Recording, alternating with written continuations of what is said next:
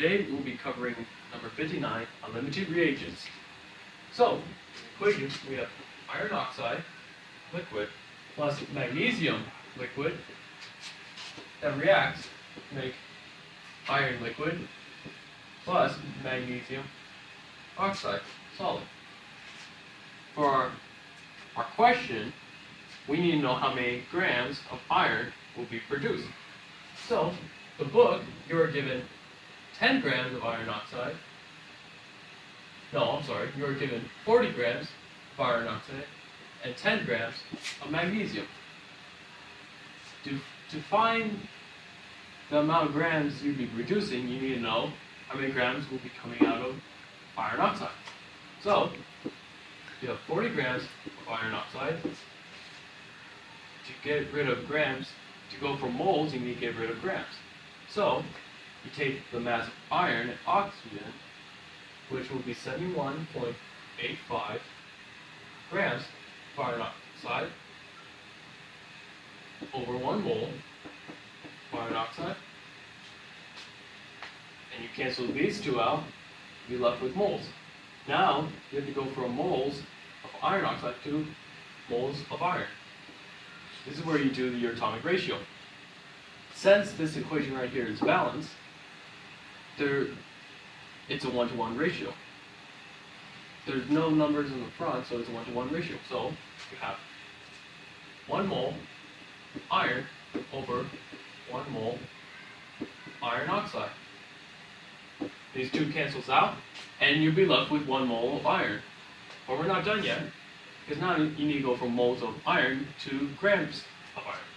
So you do 1 mole of iron over 55.85 grams of iron.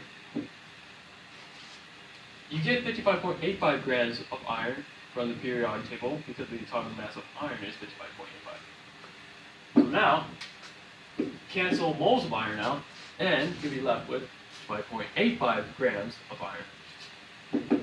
So you do 40 times 55.85 divided by 71.85, and you get your answer, 31 grams of iron. But we're not done. Now, we need to convert magnesium to iron. So, like before, 10 grams of magnesium over 1 mole. 1 mole of magnesium is equivalent to 24.30 grams of magnesium. Since we're going from grams of magnesium to moles, you cancel these out, you'd be left with moles. So now, we need to do the atomic rate. Now, we need to convert moles of magnesium to moles of iron.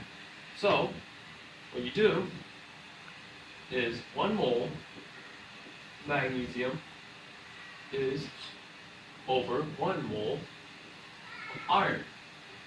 You cancel out moles of magnesium, and you'd be left with 1 mole of iron. So now, you need to go from moles of iron to grams of iron. So you'll have an equation, 55.85 grams of iron over 1 mole of iron. Just like before, moles of iron get canceled out, and you'd be left with grams of iron. So you multiply across 10 grams times 55.85 divided by 24.30, and you get 23 grams of iron. So now, you look at the least amount of grams that the equation can produce. For your limiting reagents, you notice how 23 grams is smaller than 31.